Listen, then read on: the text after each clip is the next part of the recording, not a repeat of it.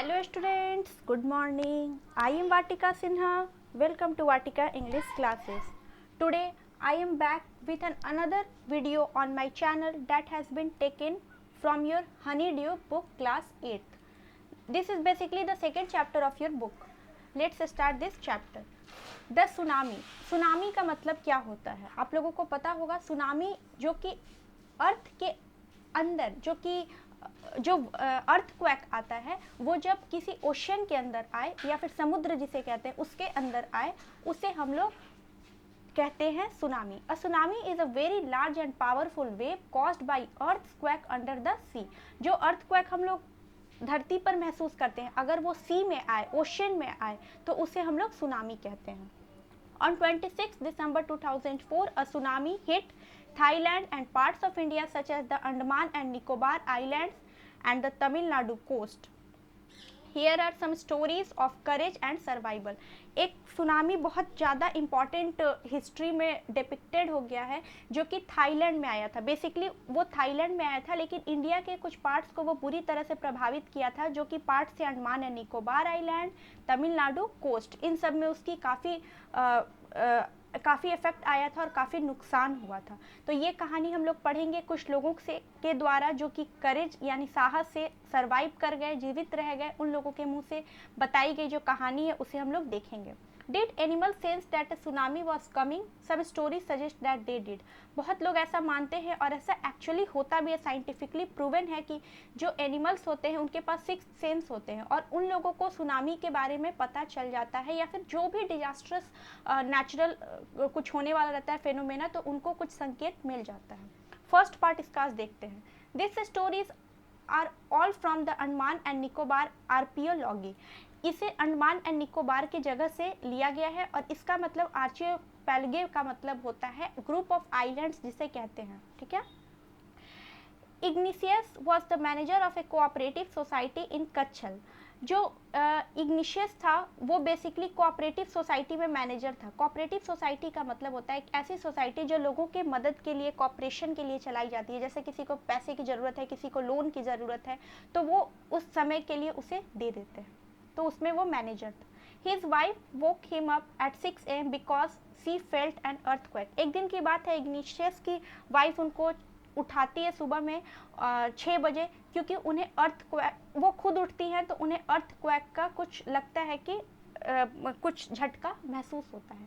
Igneous carefully took his television set off its table and put it down on the ground so that it would not fall and break. देखिए Ignatius ने उसने तुरंत अपने दिमाग active किया और TV को बंद करके उसे टेबल से नीचे रख दिया. जैसे कहते हैं सैटेलाइट कनेक्शन होता है तो ये सब ब्रेक होने का चांसेस ज़्यादा रहता है, तो उसने तुरंत अपने टीवी को नीचे रख दिया.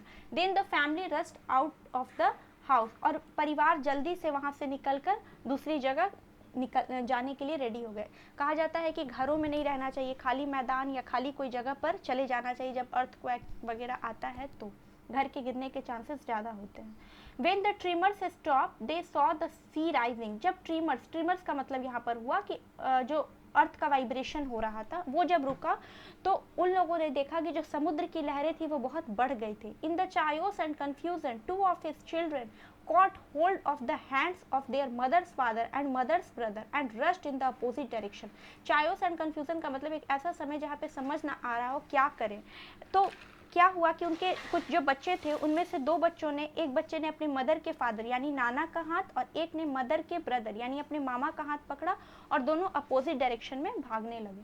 He never saw them again. Igneous बताते हैं कि उसके बाद उन्होंने कभी नहीं अपने बच्चों को देखा, मतलब वो लास्ट टाइम उन्होंने अपने बच्चों को देखा था. His wife was also swept away. Igneous की वाइफ भी जो थी वो पानी के बहाव में बह गई. Only the 3 other children who came with him were saved. सिर्फ 3 बच्चे जो इग्निशियस के साथ आए थे वही जीवित रहे और इग्निशियस जीवित रहा. इग्निशियस के जो 2 बच्चे थे जो अपने मामा और नाना के साथ गए थे और उनकी जो वाइफ थी वो भी पानी में बह गई, उनको भी सुनामी अपनी ओर ले गया. Sanjeev was a policeman. वो फर्स्ट स्टोरी थी. एक दूसरे स्टोरी देखते हैं. संजीव जो था वो एक पुलिसमैन था serving in a Katchal island of the Nicobar group of islands. वो कहीं पर आइलैंड में वहाँ पर पुलिसमैन था। ध्यान दीजिएगा, संजीव क्या था? पुलिसमैन था। क्वेश्चन आएगा तो ध्यान रखिएगा कौन क्या था। जैसे इग्निशियस जो था वो मैनेजर था कोऑपरेटिव सोसाइटी में, तो संजीव जो था वो पुलिसमैन था। He somehow managed to save himself, his wife and his baby daughter from the wave. वो कैसे भी करके खुद को, अपने वाइफ को और अपनी छोटी बेटी को वेव से बचाने में कामयाब रहा। But then he heard cries for help from the wife of John, the guest house cook. लेकिन एक बार के लिए उसने सुना कि उसे कोई आवाज़ दे रहा है, किसी की पत्नी, जॉन की पत्नी उसे बचाने के लिए आवाज़ दे रही है, जो कि जॉन कौन था? The guest house cook. वहाँ पर जो गेस्ट हाउस था उसका वो कुक था, रसोईया था जॉन। उसकी पत्नी चिल्ला रही थी कि कोई मुझे बचा ले। Sanjeev jumped into the water to rescue her but they were both swept away.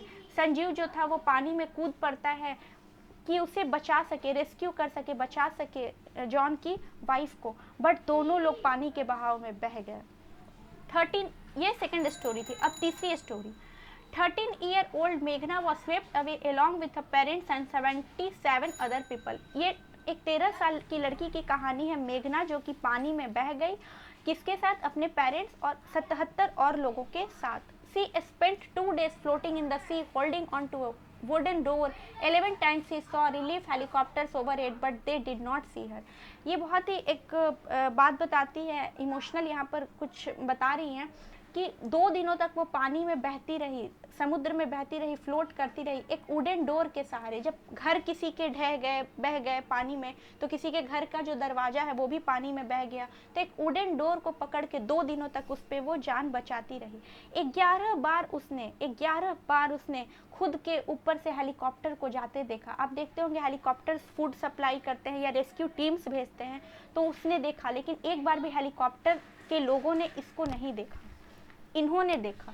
She was brought to the shore by a wave and was found walking on the seashore in a daze। वो बताती हैं कि wave का जो लहर थी, वो समुद्र की लहरें इतनी तेज थी कि इनको बहाते बहाते समुद्र के किनारे पर ले आई थी।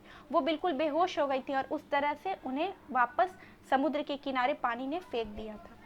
ये एक दूसरी story. Almas Javed was 10 years old। Almas Javed एक लड़की है जो कि 10 साल की है। She was a student of Carmel convent in Port Blair. वो एक स्टूडेंट है कार्मल कन्वेंट स्कूल में, पोर्ट ब्लेयर में। Where her father had a petrol pump, और उसके पापा का वहाँ petrol pump.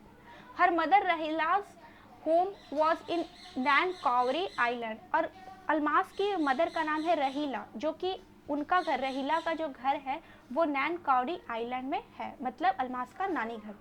The family had gone there to celebrate Christmas. पूरी फैमिली, अलमास, उनकी माँ, फादर, सब लोग जाते हैं क्रिसमस मनाने उनके नानी घर। When the tremors came early in the morning, the family was sleeping. Alma's father saw the sea water recede। एक दिन सभी लोग सो रहे थे, सुबह सुबह की बात है जिस दिन सुनामी आया था, सभी परिवार सो रहे थे। अलमास के फादर ने देखा कि जो सी वाटर है, समुद्र का जो पानी है, वो पीछे की ओर जा रहा है। देखिए, प्रोसीड मतलब आगे होता है, रिसीड मतलब पीछे होता है। पानी पीछे जा रहा था। He understood that the water would come rushing back with great force. He woke everyone up and tried to rush them to a safer place। उन्हें ऐसा एहसास हुआ कि जितनी तेजी से पानी वापस जा रहा है, उतनी ज़्यादा तेजी से आगे आएगा। कहा जाता है कि तूफान पहले पानी पीछे ले जाता है, फिर वो ढकेलता है। उन्होंने सभी लोगों को उठाया और जल्दी जल्दी वहाँ से सेफर प्लेस यानी सुरक्षित जगह पे जाने के लिए निकल गए। As they ran, her grandfather was hit on the head by something and he fell down। जैसे ही वो लोग बाहर जाने वाले थे, तब तक जो रहीला के फादर थे, मतलब जो अलमास के ग्रैंडफादर थे, उनको कोई चीज़ से सिर में चोट लगी और वो वहाँ पर गिर गए। Her father rush to help him. तो जो रहीला के हस्बैंड थे, मतलब अलमास के जो फादर थे, वो जाते हैं उनका हेल्प करने, उनके जो फादर थे उनका। Then came the first giant wave that swept both of them away. पूरा समुद्र का वहाँ पर पानी की लहरें आई, तेज बहाव आया और दोनों लोगों को बहा ले गया। जायंट वेव का मतलब होता है बहुत डरावना, विशाल एक लहर आया और उन लोगों को बहा के ले गया। Almas mother and aunts stood clinging to the leaves of a coconut tree calling out to her। Almas की माँ और अलमास की जो आंटी थी, वो एक कोकोनट ट्री, नारियल के पेड़ को पकड़ के उसके पत्तियों को हाथ से जोर से पकड़ा था और अपनी बेटी अलमास को आवाज़ दे रही थी। A wave uprooted the tree and they too were washed away. जो लहर थी इतनी तेज आई कि जड़ को उखाड़ ले गया और वो दोनों भी बह गए, अलमास की माँ और अलमास की aunty. Almas saw log of would floating. Almas ने एक लकड़ी के टुकड़े को देखा बहते हुए। लॉग ऑफ मतलब होता है लकड़ी का गट्ठर, उसे बहते हुए देखा। सी क्लाइम्ड ऑन टू इट। वो उस पर दौड़ के एकदम बैठ गई। देन सी फेंटेड। और वो बेहोश हो गई। फेंट का मतलब बेहोश होना, वो बेहोश हो गई। When she woke up she was in a hospital in Camorita. जब उसे होश आया तो उसने खुद को हॉस्पिटल में पाया जो कि कैमोरिटा में था। From there she was brought to Port Blair. उसे वहां से ले आया गया था। The little girl does not want to talk about the incident with anyone. जो वो छोटी लड़की जो थी अलमास थी, वो किसी से बात नहीं करना चाहती थी उस दिन के इंसिडेंट के बारे में। सी इज स्टिल ट्रॉमेस्टिक। वो अभी भी बहुत ज़्यादा शॉक्ड थी, बहुत ज़्यादा वो डिस्ट्रेस्ड थी, मतलब बहुत ज़्यादा उसे बुरा लगा था कि किस तरह से पानी के बहाव ने ज़िंदगी बर्बाद कर दी हमारी। तो एक तरह से एक लड़की बच गई, पूरी फैमिली चली गई, तो ये बहुत ही डिजास्टरस मोमेंट तो रहा ही होगा। आई होप आपको ये स्टोरी समझ आई होगी, इससे आप रिलेट कर पाए होंगे, वीडियो पसंद आया होगा। अगर वीडियो हेल्पफुल रहा हो तो लाइक करें, शेयर करें, सब्सक्राइब करें, बेल आइकन पर क्लिक जरूर कर दें ताकि मेरी अपडेटेड वीडियोस टाइमली आप तक पहुंच सके। ये था वीडियो का पार्ट फर्स्ट। पार्ट सेकेंड जल्द ही इसके बाद अपलोड होगा। Thank you so much.